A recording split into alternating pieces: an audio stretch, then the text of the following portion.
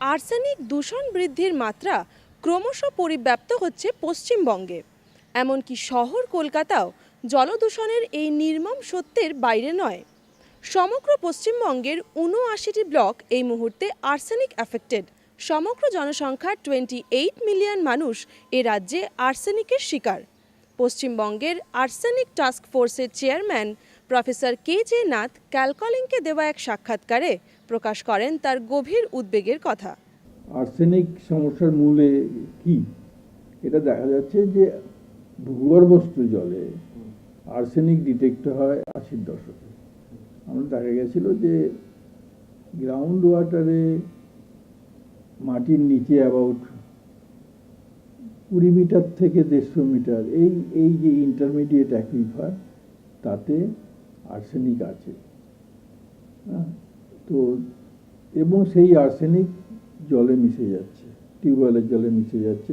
তার ফলে যে সমস্ত টিউবওয়েল ওই লেয়ার থেকে জল টানছে তাতে আর্সেনিক আসছে। পশ্চিমবাংলায় এটা দেখা গেছিল যে মোস্টলি ভাগীরথীর পূর্ব পাড়ের যে মানে মালদা, মুর্শিদাবাদ, নদিয়া, নর্থ 24 পরগনা, সাউথ 24 পরগনা এই ডিস্ট্রিক্টগুলোতে মোট 84টা block affected, 81টা block affected.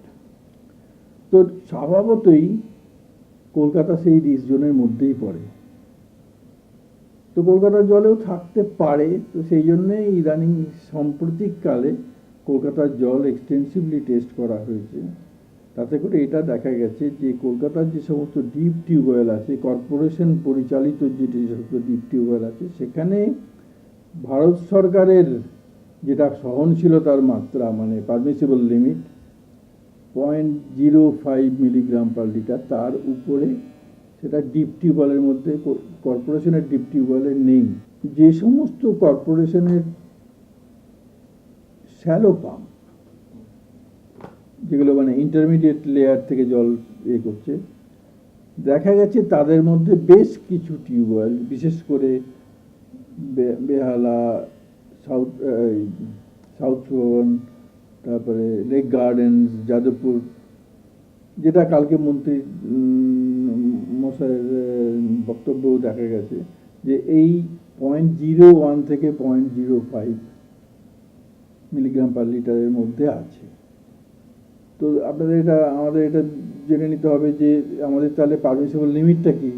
Bharat সরকারের ব্যুরো অফ ইন্ডিয়ান স্ট্যান্ডার্ডের পারমিসিবল লিমিট হচ্ছে 0.05 মিলিগ্রাম পার লিটার, আর WHO সহনশীলতা মাত্রা গাইডলাইন ভ্যালু হচ্ছে 0.01 মিলিগ্রাম পার লিটার। তো কাজেই এটা WHO মাত্রার উপরে ভারত সরকারের মাত্রার নিচে। কোশ্চেন হচ্ছে এর ইমপ্লিকেশনটা কি। ইমপ্লিকেশনটা এই যে WHO সমস্ত জাতীয় সরকারকেই বলে দিয়েছে, দেখো আর্সেনিক একটা ডকুমেন্টেড কার্সিনোজেন, এর থেকে অনেক শারীরিক বিপত্তি হতে পারে, তোমার স্কিন ডিজিজ হতে পারে, এমনকি যদি দীর্ঘদিন ধরে এটা খেলে পরে ক্যান্সার হতে পারে, স্কিন ক্যান্সার হতে পারে, ব্লাডার ক্যান্সার হতে পারে, ইভেন লাং ক্যান্সার।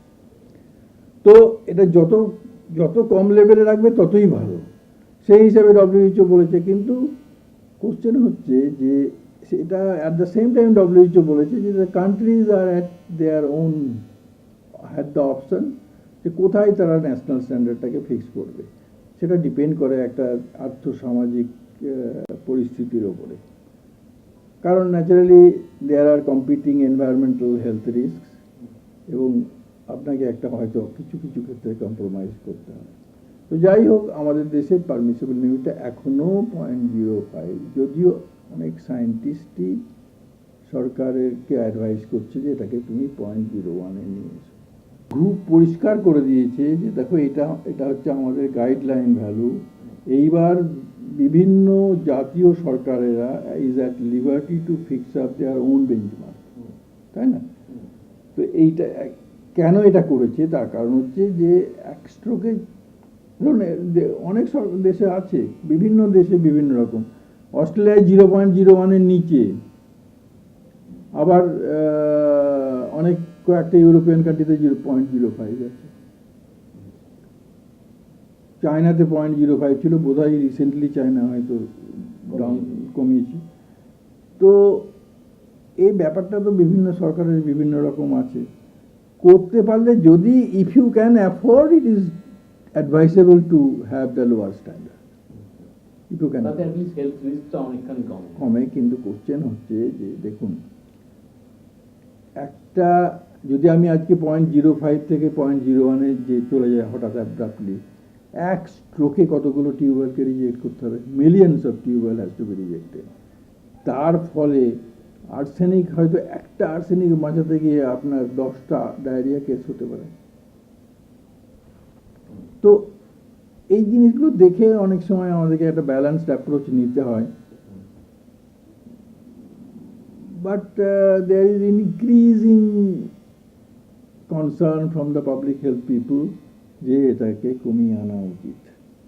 বাট কলকাতাতে তো এখনো সারফেস ওয়াটার মানে গঙ্গার জল যে যায়, কলকাতা তো গঙ্গা জল যায়। হ্যাঁ, কিন্তু তার এখনো অনেকাংশে অনেক ফ্ল্যাট বাড়িতে আমি জানি যে তারা যে সমস্ত ফ্ল্যাট বাড়িতে গ্রাউন্ড ওয়াটার ইউজ করছে, my advice to them that you must get your water tested.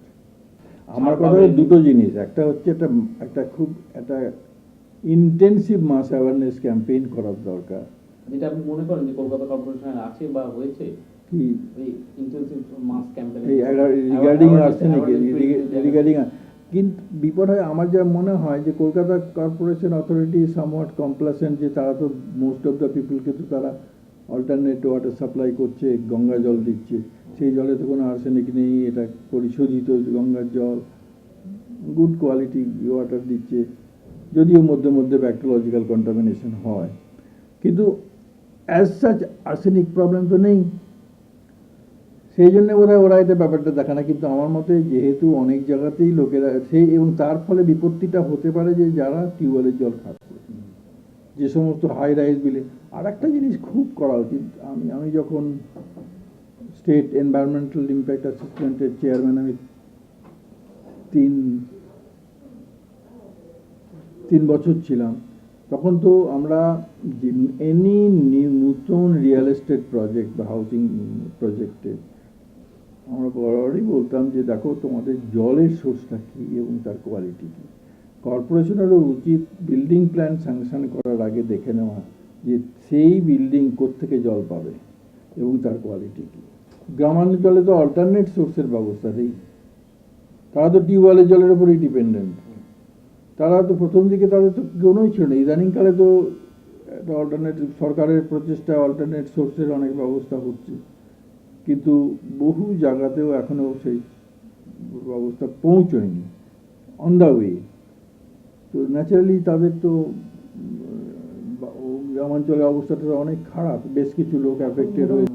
এখন না, ব্যাপার হচ্ছে যে আবার একটা ব্যাপার আছে এখানে, যে গ্রাউন্ড ওয়াটারগুলো সবই ডিপ টিউবওয়েল, সমস্ত ডিপ টিউবওয়েলে কিন্তু আর্সেনিক নেই। বেশ কিছু টিউবওয়েল আছে যেখানে আর্সেনিক নেই এবং সেখানে পাইপলাইন বসানো হয়ে গেছে, সেটা হচ্ছে। তো আমার মনে হয় যে এখনও 25 to 30% অফ দ্য পিপল, তারা is still not served by the safe water system.